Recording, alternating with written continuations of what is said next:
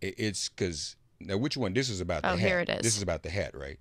Okay, Yes. so just take let's listen to Oh, just hold on, hold on. okay, give we'll hear me, about the hat. give me. 866-99 series. The phone working? You in? Okay. Eight six All six ninety right. nine series. Go.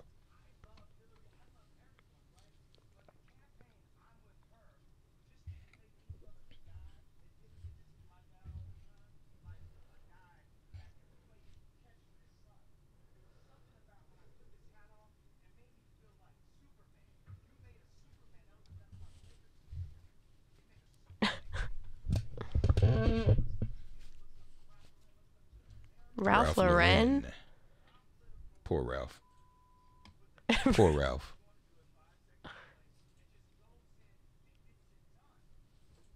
Poor Ralph. Yeah, Ralph's probably sitting like, Don't drag me into why in this. the on God's green earth did you call my name? I. Where? How did he draw a line from sitting there in front of Donald Trump to Ralph Lauren? I help me understand. I don't know. I don't know. Um. So obviously we've got some unpacking to do, y'all. To say, to say the very least. As a matter of fact, we probably have a lot of unpacking to do. Now, the whole thing about not having the father and all of that. I get that, and that's.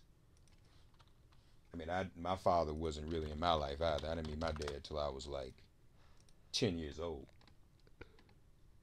But I, he wouldn't have been replaced by no doggone MAGA hat. Um, Kanye's in trouble.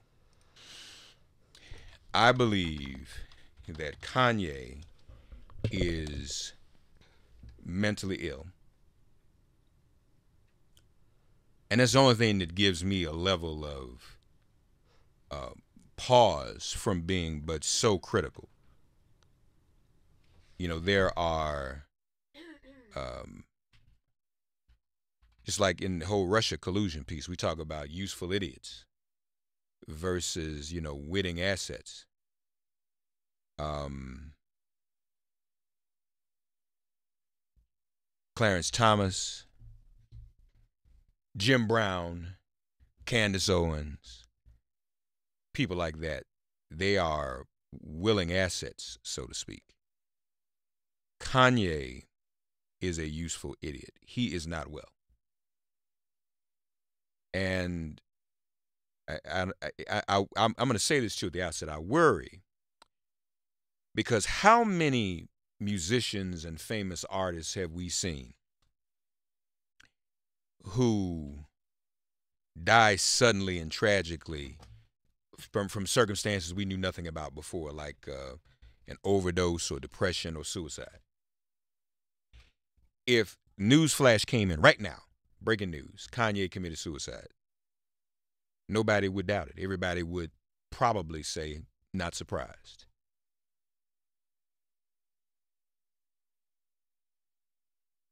Now, there's several kinds of mental illness. He talked about his father right there and whatnot. And there was a clip too. Brittany, do me a favor. Find the clip where he's talking about stop and frisk. Because I want to bring that up when Charisma's here. Anyway, if you have a minute, it's probably on Twitter somewhere. Um, there's several types of mental illness. And there's standard mental illness that may be commonplace amongst anybody. But then there's black mental illness that comes from oppression, and it comes from post-traumatic slave syndrome exposure. That's a different type of mental illness. Hold it for, because I'm going to talk about that when Charisma comes in, because that's what we're talking about. But just hold it for me.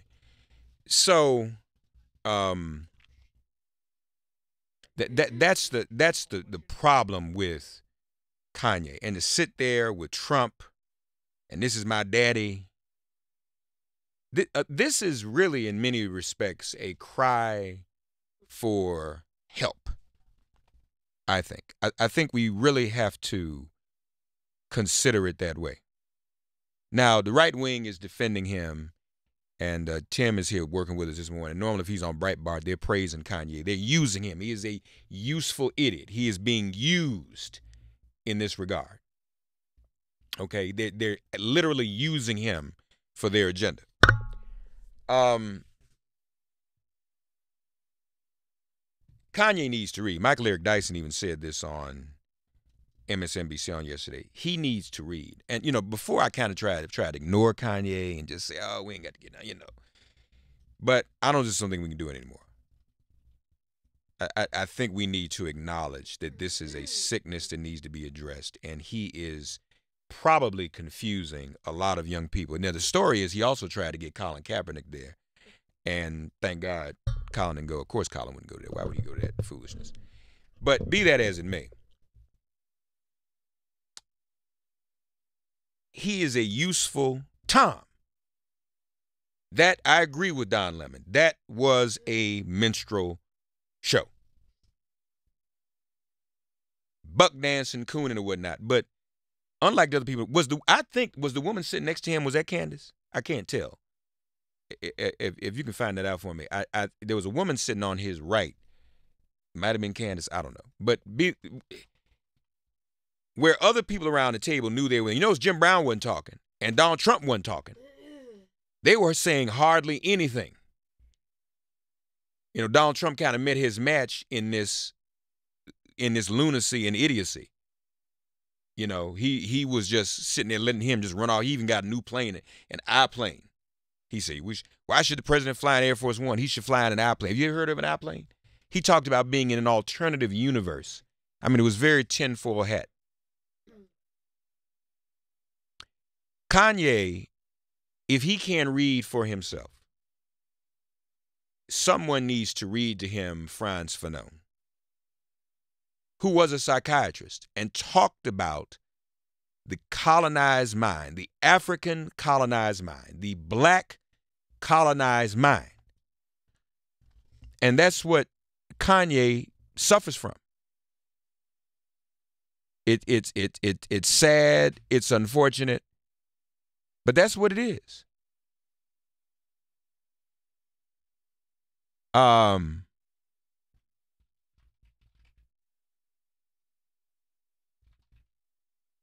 Fanon, in order to assimilate and to experience the oppressor's culture, the native, and at this point he's speaking about natives in Africa, has had to leave certain of his intellectual possessions in pawn.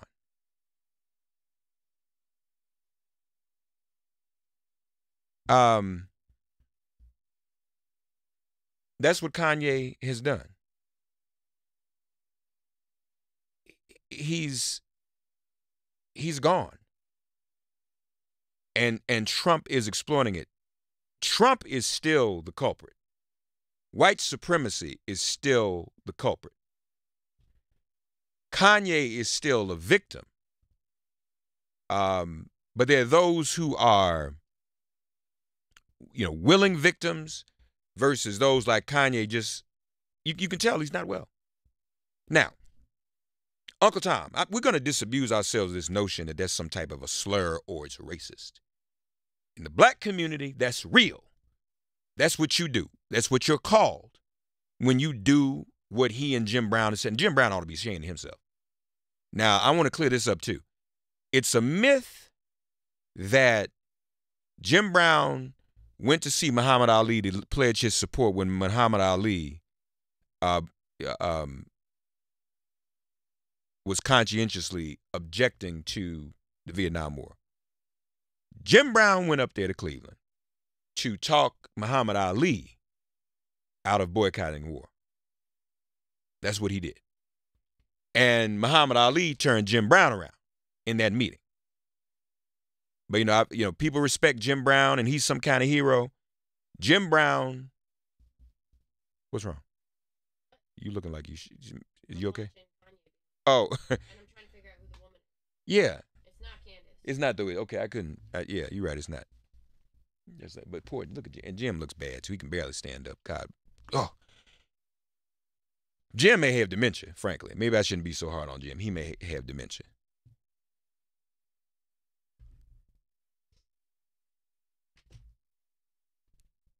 This is bowing down, submitting, tomming, bucking, shoe shining for the white man.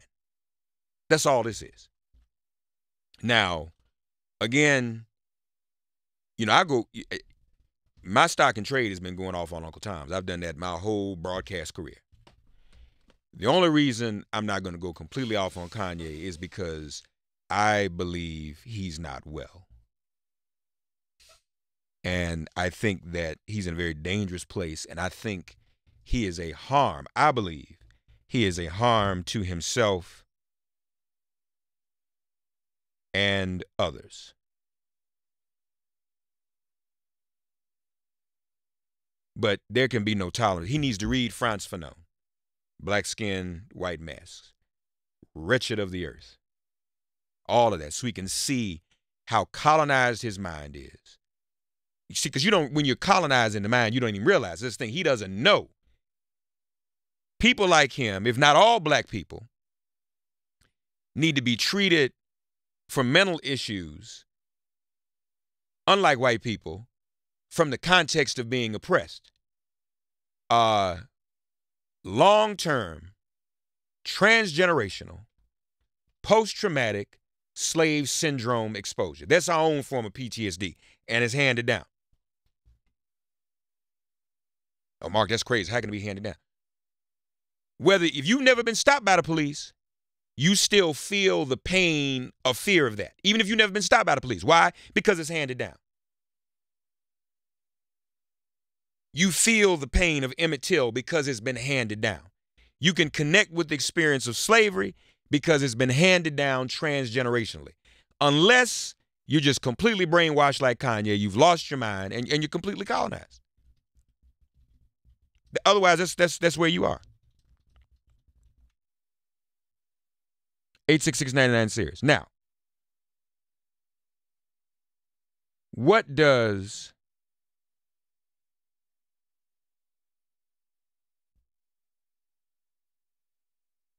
I want to do is, and I've shared this, I've only shared a clip of it. People get mad at me. You say Uncle Tom, and you shouldn't say Uncle Tom. But the fact of the matter is that Dr. King talked about the Uncle Tom and the traditional role in his own way. Fanon talks about it from a clinical point of view. Dr. King talks about it in terms of the history of our country, because some folk were so colonized in the brain, so thoroughly oppressed, so thoroughly enslaved, they could do nothing else but Tom.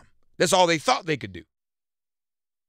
And Dr. King, in what was probably his last address to his organization, the SCLC, talked about this phenomenon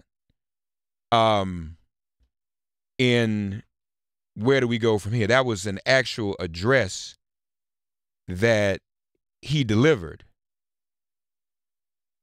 And you can read it at the Martin Luther King Papers Project. I always like to promote the website where Mrs. King left all the papers. Where do we go from here? He talked about moving from the position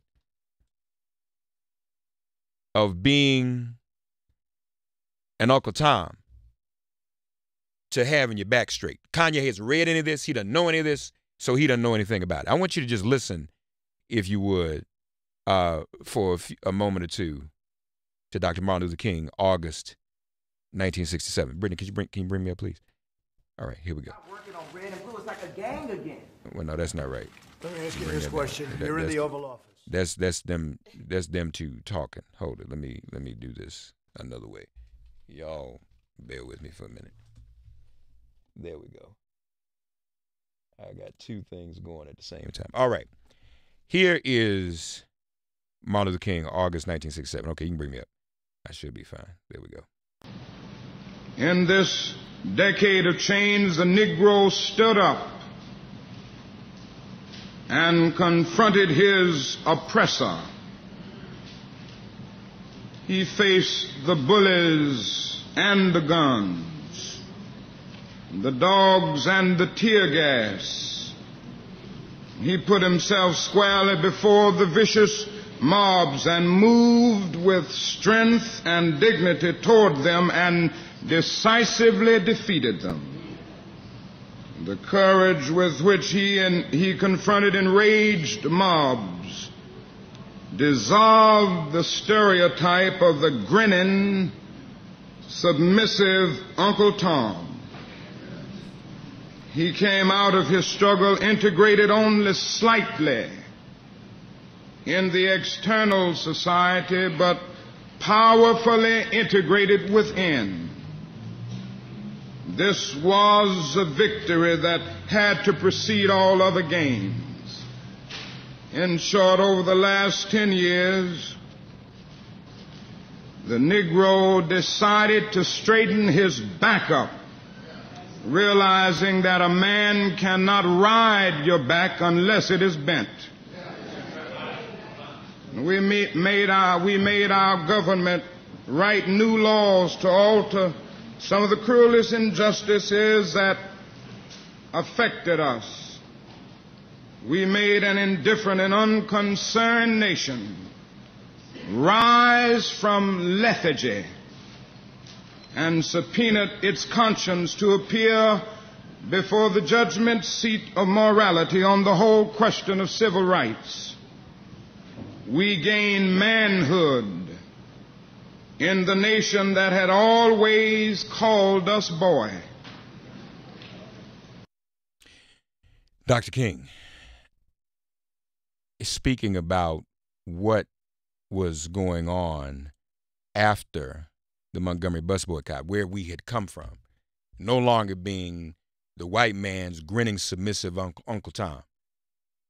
So Kanye does not realize what he is and what he looks like and the role that he's playing. Just like people who go on TV and buck and skin and buck their eyes out. Y'all notice whenever I go on MSNBC? I'm just going to say this. I'm not saying this to promote myself on television. I'm saying, I know you don't. But you never see me make faces and look crazy and poke my lips out and buck my eyes. Because that's step and fetch it. That's what that is.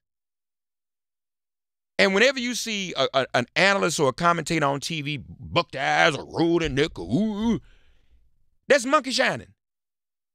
But they're not aware that they're doing that. They're not aware of the history of that kind of bucking and fooling around. Kanye's not aware. Jim Brown knows. Jim Brown sitting up in there knows, unless he has dementia. Candace Owens knows. All these other Uncle Tom, Clarence Thomas knows. But Kanye is not read. He's not educated. He doesn't get that information from the Kardashians. So in a sense, he is missing black mentoring.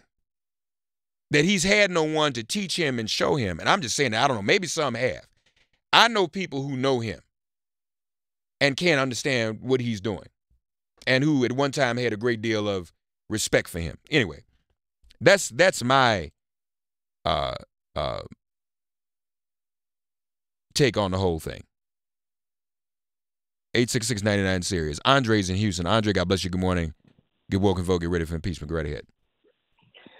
Hey, Mark, how you doing today? Fine. I'm fine. How are you? I'm doing good. So, as I was telling your screener, I have bipolar disorder. I'm not giving Kanye any passes at all. What happens when you and I believe he does have bipolar disorder because he had mentioned that, and he said that he was misdiagnosed. But I do believe he does have bipolar disorder. When I go through my bipolar mood swings, it's called mania. So you can have like the highest high and you're on top of the world, or you could have the lowest low, really low depression. And what I wanted to say is, I'm not a Trump supporter. I'm not going out there,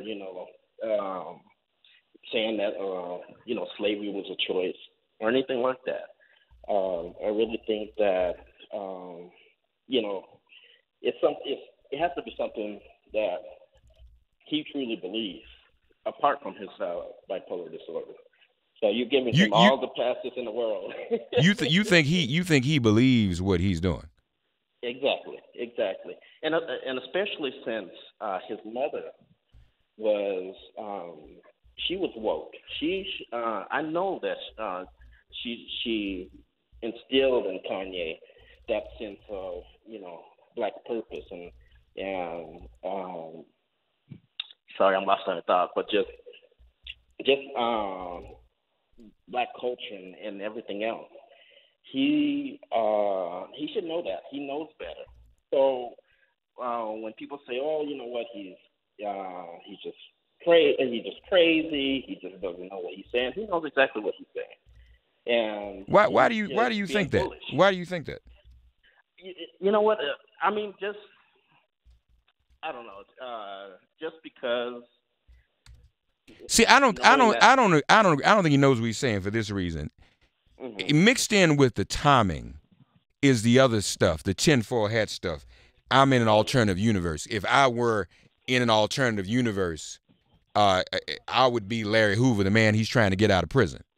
Mm-hmm. I mean, most Toms don't even talk like that. They just Tom. Yeah.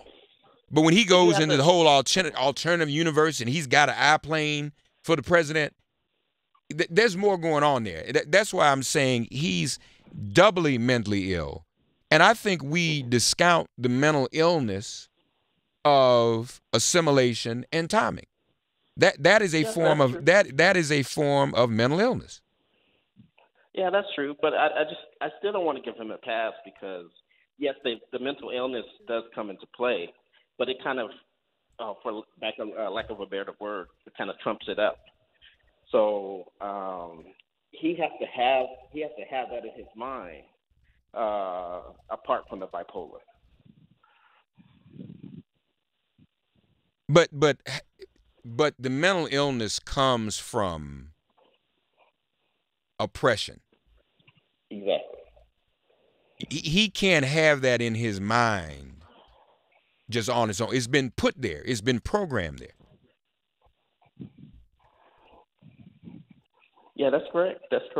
Michelangelo Signorelli says, these Trump supporters are all in a cult. Well, it's my belief that racism itself is a cult.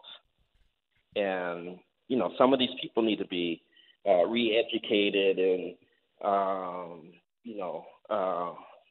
reintegrated, so to speak, in society because, that's just what it is. Yeah. All right, man. So you say you have bipolar disorder, but you don't act like this. Correct. You don't behave this way, right? No, I don't behave that way at all. Even when I was off my medication, I still didn't go to any Trump rallies. So yeah, so I'm taking care of myself now. I'm taking all the medication, and I'm better. But I've kind of been at least systematically. Kind of like where Kanye was. So, yeah. So I for me, I can kind of identify with him being bipolar. Because he said he stopped taking his medication, right? You know what? I'm not sure because you know what he said I don't know. He said he was misdiagnosed. So I'm not sure. If he's taking medicine or not taking medicine, or it really appears he's not taking medicine. But he's throwing so much out there that we don't know what's going on. Yeah. Oh boy. All right, man. All right. Well, thank you for your call. Okay. Oh, you're welcome. All right. Enjoy your day. Take care now. 866-99-SIRIUS. Ted's in Oklahoma. Ted, God bless you. Good morning. Get woke and vote. Get ready for impeachment. What say you about Kanye? No, I was talking about your comments about Uncle Tom's. The way you describe them, the way you define them, mental bondage to the white man, there's plenty of Uncle Toms these days on the left. You yourself to be called a left-wing Uncle Tom. I'm not a left-wing. There's no such thing as a left-wing Uncle Tom. You don't know what you're talking about. There? Well, let me just say Why this is it there? Well, let me just explain this to you. You're white, correct? Yes. Okay. You don't know nor are you qualified to speak to the black experience. You can ask about it. You can ask me a question. So, for example, if you want to ask me whether or not people on the left can be Uncle Toms, then I'll answer your question. But you can't call and say that I am one because you don't know anything about that or what an Uncle Tom is. All right. You just told us what an Uncle Tom was. But I just said, by your definition, there are plenty of left-wings Uncle Tom. No, that's not true at all because naturally on the left, first of all, being black, truly black, is being left to begin with. Left begins with us. Resistance in America begins with the black experience. Now, if anything, there's some people on the left who may want to exclude black people, but you can't really do that because we are inherently left. So there's two different things. Being an Uncle Tom is assimilating into an oppressive culture, into the oppressor's culture. You want to throw it around and make it fit your little thing. You think you found, come up with something cute, but this conversation is really over your head. Karl Marx and Vladimir Lenin were white men, and you guys are disciples of people like that. You got, the leadership of the Democratic Party is all white, and you're slaves to the Democratic Party. Ignorant white man. The leadership of the Democratic Party is not all white. You guys are the ones that are living in the gutter. Ignorant white man. You ignorant, stupid white man. Yeah. The leadership of the Democratic Party is not all white. You are an ignorant, house Negro, man. You're racist, a house Negro. Stupid white man. That's all you are. You're a house Negro, and you probably would have owned slaves if you had the opportunity. But see, no, you listen. No, my family all fought for the North. Do you listen to? You a damn lie. You listen to Breitbart radio? I listen all the time. So this is one of your people. This is a Breitbart radio call. 866-99-SIRIUS. We'll take a break. We'll be right back. Sirius XM Progress 127. Resistance Radio. Get woke. Get ready for impeachment. This is MIP.